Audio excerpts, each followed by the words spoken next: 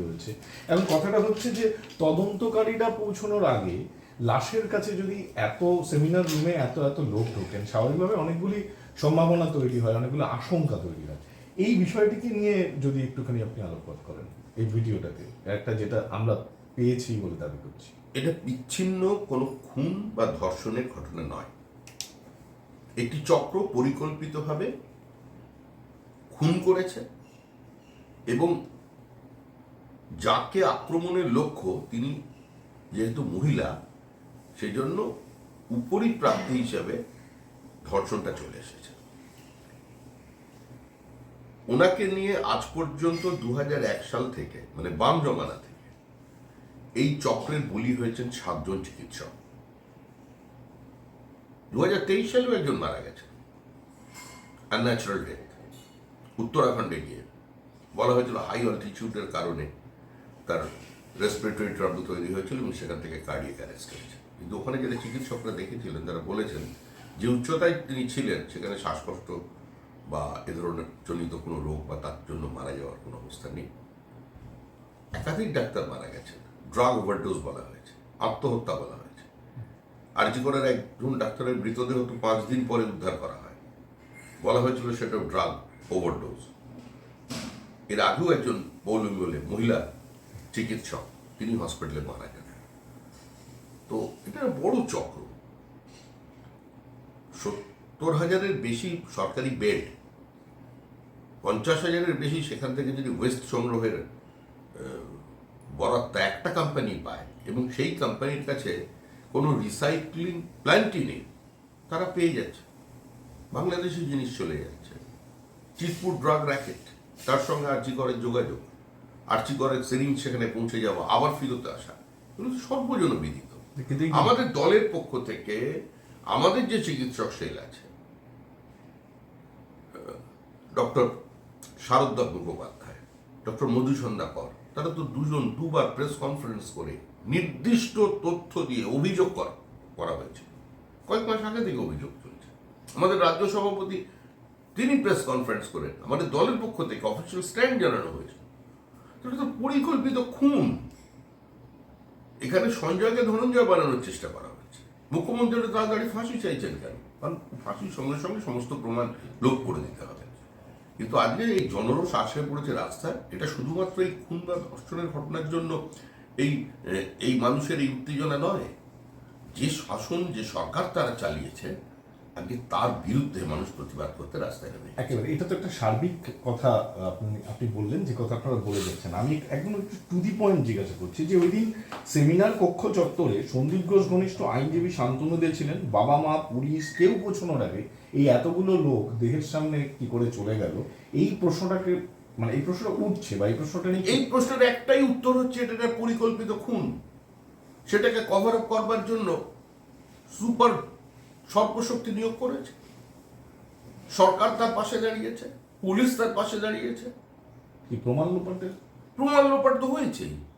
প্রমাণ লোপাটের করাই তো এখন পুলিশের কাজ হয়ে দাঁড়িয়েছে।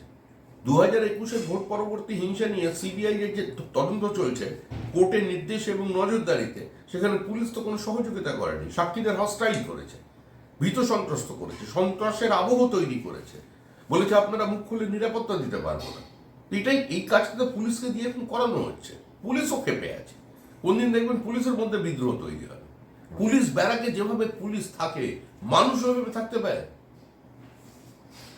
আচ্ছা, আমার দ্বিতীয় প্রশ্নটা হচ্ছে যে আগামীকাল ছাত্র সমাজের ব্যানারে নবান্ন অভিযান ডাকা হয়েছে। তৃণমূল বলছে যে এর পেছনে বাম এবং রাম। এবং আজকে তৃণমূল কংগ্রেস একটি প্রেস কনফারেন্স করেছিল, সেখানে এই গোটা অভিযানকে বেআইনি বলে তারা আখ্যা দিয়েছেন এবং তারা বলছেন যে ভিডিও দেখিয়েছেন তারা, যেখানে কথোপকথন হচ্ছে যে বডি চাই, লাশ চাই, সেই লাশ তৈরি করবার একটা মঞ্চ তৈরি করা হতো থাকবে। লাশের রাজনীতি তৃণমূলের রাজনীতি। এরকম অনেক ভিডিও প্রকাশ করেছিলেন লোকসভা নির্বাচনের আগে সন্দেশখালীতে। সন্দেশখালী সেগমেন্টের ভোটের ফলাফলটা দেখে নিন। সন্দেশখালীর মানুষ তৃণমূলের বিরুদ্ধেই ভোট দিয়েছে। সন্দেশখালীতে বিজেপি লিড পেয়েছে। বসিরহাট লোকসভা নির্বাচনের ফলাফল যাই হোক না কেন। এখন প্রশ্ন হলো, আন্দোলন স্বতঃস্ফূর্ত, আন্দোলন সর্বব্যাপী, এই আন্দোলন সর্বস্পর্শী, এই আন্দোলনে রাজনৈতিক বিভাজন, রাজনৈতিক বেড়াজাল সমস্ত কিছু মানুষ ভেঙে দিয়েছে, ভেঙে দিয়ে নামছে। আদালত কি বলছে, সুপ্রিম কোর্ট কি বলেছে, কোনো ধরনের আন্দোলনকে প্রতিহত করা যাবে না। এই আন্দোলন বন্ধ করবার জন্য তারা আদালতে গিয়েছিল, আদালত হস্তক্ষেপ করেনি, কারণ এটা গণতান্ত্রিক আন্দোলন, শান্তিপূর্ণ আন্দোলন। প্রত্যেক আন্দোলনকে ভেঙে দেবার চেষ্টা শাসক দল করে, স্বৈরাচারী যারা থাকে তারা আন্দোলন ভাঙার চেষ্টা করে। তিয়েনানমেন স্কোয়ারে গুলি চালিয়েছে, সেই একই চরিত্র। কালকে যদি তৃণমূল গুলি চালায়, চালাতে পারে। ছাত্রদের উপর গুলি চালিয়ে যদি মনে করে পশ্চিমবঙ্গের ক্ষমতায় টিকে থাকবে, করবে। গুলি চালানোর প্রসঙ্গ আসছে কোথা থেকে? গুলি চালানোর কথা কে বলছেন? গুলি চালানোর প্রসঙ্গ তুলে দিচ্ছে তৃণমূল কংগ্রেস। বলছে পুলিশের ছদ্মবেশে ঢুকে পড়তে পারে। আপনি জানেন, আমাদের কাছে নির্দিষ্ট একটা সূত্রে খবর আছে যে আমেরিকার FBI এবং লন্ডনের, মানে ব্রিটেনের, স্কটল্যান্ডের এই দুজনের মধ্যে প্রবল প্রতিযোগিতা এবং ঠান্ডা লড়াই শুরু হয়ে গেছে কুণাল ঘোষকে নিয়ে। দুজনেই কুণাল ঘোষকে চাইছে মুখ্য একটা তাদের অ্যাডভাইজার হিসেবে নিয়োগ করতে। এই পরিস্থিতি চলে গেছে। ওনার কাছে এত খবর, এই ইন্টেলিজেন্স তার কাছে নেই। না, উনি তো যে অভিযোগটা করেছেন, আমরা নন্দীগ্রামের পরিপ্রেক্ষিতে চটি পুলিশ দেখেছিলাম, নকল পুলিশ দেখেছিলাম। তাই নকল পুলিশ এনে নিজেদের লোককে মেরে লাশ তৈরি করে এইভাবে রাজনীতি করতে চাইছে, রাজনীতিটাকে চালিয়ে নিতে চাইছে বিজেপি, এই অভিযোগ করছে। দেখুন, চটিপড়া পুলিশ আপনি যে দেখেছিলেন তারা বামপন্থীদের দেখেছিলেন, CPIM-কে দেখা গিয়েছিল। এরকম বিষয়টা নয় যে নন্দীগ্রামের আন্দোলনে একা তৃণমূল করেছে, অন্য কেউ ছিল না, বা সিঙ্গুরের আন্দোলনটা তৃণমূল তৈরি করেছে, বিজেপির কোনো রোল ছিল না, তা নয়।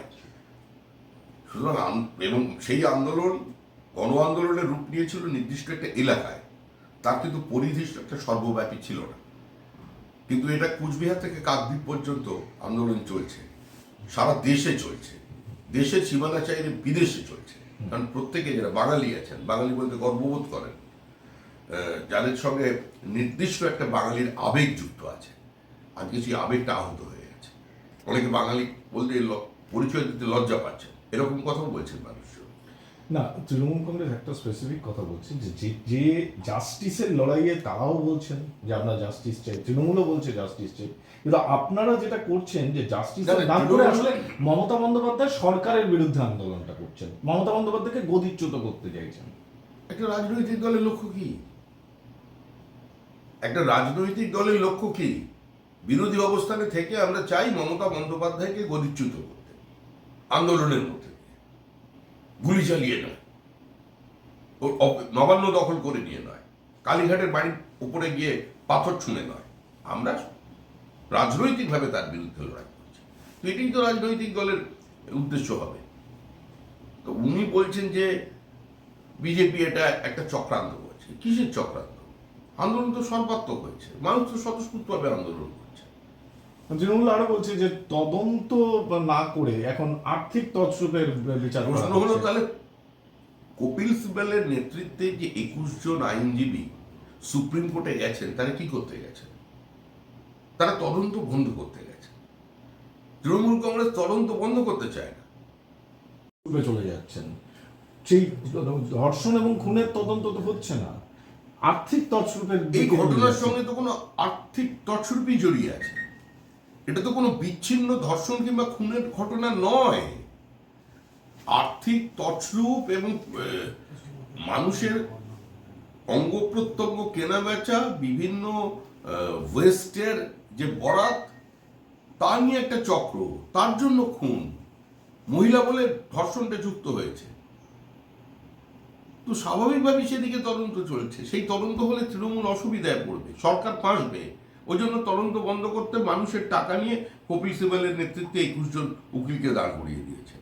আদালত তো বলছে আন্দোলন করতে, ইমপ্লয়েড।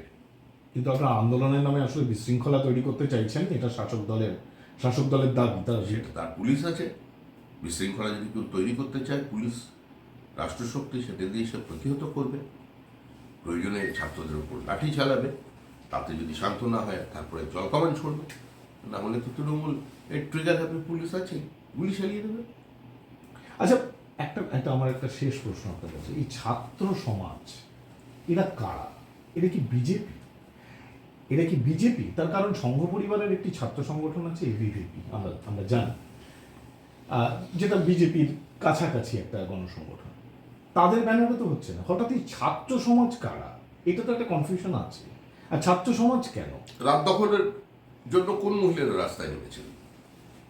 তারা কন্যাশ্রী পান, তারা লক্ষ্মীর ভান্ডারের টাকা পান, তারা তৃণমূল কংগ্রেসকে ভোট দিয়েছিলেন, কেউ বিরুদ্ধে দিয়েছিলেন। তো সেখানে তো দাঁড়িয়ে আমি দেখেছি যে বিজেপি আর এসইউসিআই একসঙ্গে স্লোগান দিচ্ছে, মানে জনরোষ, স্বতঃস্ফূর্ত গণ আন্দোলন যখন একটা বেয়নেট পয়েন্টে পৌঁছে যায়, তখন সেখানে কোনো দল থাকে না, পতাকা থাকে না। তাহলে এটা কি একটা স্ট্র্যাটেজি বিজেপি? ছাত্র সমাজটা কি বিজেপিরই একটা স্ট্র্যাটেজি? বিজেপির কোথাও কোনো স্ট্র্যাটেজি নয়। ছাত্রদের এভাবে অপমান করে যাচ্ছে তৃণমূল কংগ্রেস। ছাত্রদের নির্দিষ্ট মতামত আছে, ছাত্ররা চাইছে এই অবস্থার পরিবর্তন। একটা ছাত্র নির্দিষ্ট সংখ্যক নম্বর পাওয়ার পরেও তাকে গিয়ে কলেজে অনার্স নিতে গেলে ফিজিক্স অনার্স 90,000, কেমিস্ট্রি 70,000, এই অবস্থার সম্মুখীন হতে হচ্ছে। যে ডাক্তারি পড়ছে তাকে পাশ করাতে গেলে আত্মসমর্পণ করতে হচ্ছে সুপারের কাছে, নাহলে পাশ করাচ্ছে না। ইন্টার্নশিপের সার্টিফিকেট সেটা দেওয়ার জন্য টাকা দেওয়া হচ্ছে, ভর্তি একদম বেড়ে ধরা আছে টাকা। এই পরিস্থিতির মধ্যে দাঁড়িয়ে এতদিন যেটা অবদমিত ছিল, এতদিন মানুষের যে ভয় ছিল, মানুষ এখন ভয়মুক্ত হয়ে গেছে, রাস্তায় নেমে গেছে। আর রাস্তায় নামাই মানেই তৃণমূলের বিসর্জন। বলছি যে শ্রমিক ভট্টাচার্য কি কালকে নবান্ন অভিযানে যাবেন? নাগরিক হিসেবে শ্রমিক ভট্টাচার্য কি নবান্ন অভিযানে যাবেন? শুভেন্দু অধিকারী বলেছেন তিনি নাগরিক হিসেবে যাবেন। শুভেন্দু অধিকারী বিরোধী দলনেতা, তিনি তো শুধু বিজেপির নেতা নন। বিরোধী দলনেতা তো একটা সাংবিধানিক পোস্ট, তার তো একটা দায়িত্ব আছে, দায়বদ্ধতা আছে, সাংবিধানিক দায়বদ্ধতা আছে, মানুষের প্রতি তার কর্তব্য আছে। যখন মানুষ একটি নির্দিষ্ট অনাচারের বিরুদ্ধে, অবিচারের বিরুদ্ধে আন্দোলন করছে স্বতঃস্ফূর্তভাবে, তখন বিরোধী দলনেতা সেখানে গিয়ে তার দায়িত্ববোধেরই পরিচয় দিচ্ছেন। তিনি তো শুধু বিজেপির নেতা নন। বিজেপির প্রোগ্রাম ওই দিন যদি থাকে, তাহলে তার প্রথম দায়িত্ব হবে বিরোধী দলনেতা হিসেবে আগে মানুষের প্রোগ্রামে অংশগ্রহণ করে তারপর দলীয় প্রোগ্রামে অংশগ্রহণ করে। শ্রমিক ভট্টাচার্য এক পার্টির সর্বক্ষণের কর্মী। পার্টির নির্দিষ্ট ওই সময় যদি কোনো কাজ না থাকে, শ্রমিক ভট্টাচার্য যাবে নাগরিক হিসেবে। নাগরিক হিসেবে। নাগরিক বলে, নাগরিক তো আমি নাগরিক। আমি কি নাগরিক নই? আমার কি ভোটাধিকার নেই? কিন্তু আমার সঙ্গে সঙ্গে আমার গায়ে একটা জামা আছে, আমার চোখে একটা চশমা আছে, সেই চশমাটা বিজেপির চশমা। এটার থেকে তো আমি নিজে মুক্ত করতে পারবো না। তো আমি যাব, নাগরিক হিসেবে যাব না বিজেপি হিসেবে যাবো, এগুলো কোনো প্রশ্ন নেই। এটা একটা সর্বাত্মক আন্দোলন। আমরা চাই না এর মধ্যে কোনো রাজনৈতিক বিভাজন আসুক। আর যেখানে ছাত্ররা স্বতঃস্ফূর্তভাবে আন্দোলন ডেকেছেন, সেখানে হঠাৎ নিজেকে রাজনৈতিকভাবে প্রাসঙ্গিক করবার জন্য কেউ ঝান্ডা নিয়ে ঢুকে পড়ুক, কেউ নিজেকে একটু বেশি ফোকাস করার জন্য মিছিলের সামনে চলে যায়, এটা আমি চাই না।